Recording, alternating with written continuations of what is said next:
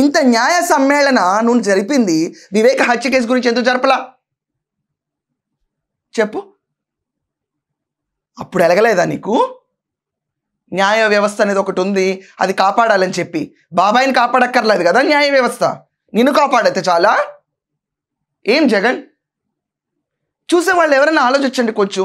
ఇంతమందిని కూర్చోబెట్టి ఇతను జైలుకి వెళ్తాడని తరుణంలో ఇన్ని చెప్పిస్తున్నాడు జగన్మోహన్ రెడ్డి. వాళ్ళ సొంత బాబాయికి చేయలేడా? న్యాయం నుంచోదా? జత్వానీకి నుంచోలేదా ఈ న్యాయం? అమరావతి మహిళలకి నుంచోలేదా ఈ న్యాయం? చెప్పండి. అమరావతి మహిళలకు కూడా పరువు కాదా?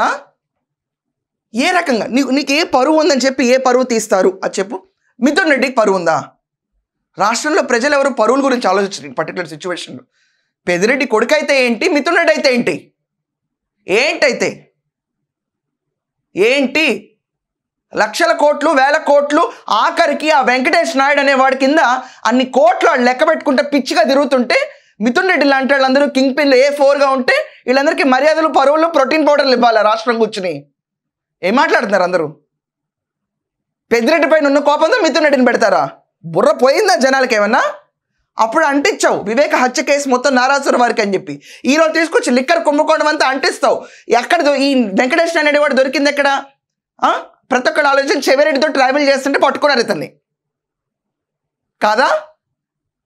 చెప్పు. 5 లక్షల సంవత్సరం ఆదాయం ఉండని చెప్పి ఎలక్షన్ నోటిఫికేషన్లో వేసుకున్న ఇతనికి పర్సనల్ ఫ్లైట్లు, జెట్లు, తమన్నాతో ఫోటోలు, వ్యాపార పెద్ద గొప్ప మ్యాగ్నెట్ లాగా. టాటా గారు కూడా ఇంత బాగా వెళ్ళి ఉండరు వీళ్ళందరూ నువ్వు పంపించినంత. వీళ్ళందరూ పరువు గల నీ చుట్టుపక్కల ఉంది, వీళ్ళు పరువు తీసేందుకు నీకు కూకటి వేళతో కదులుతుంది.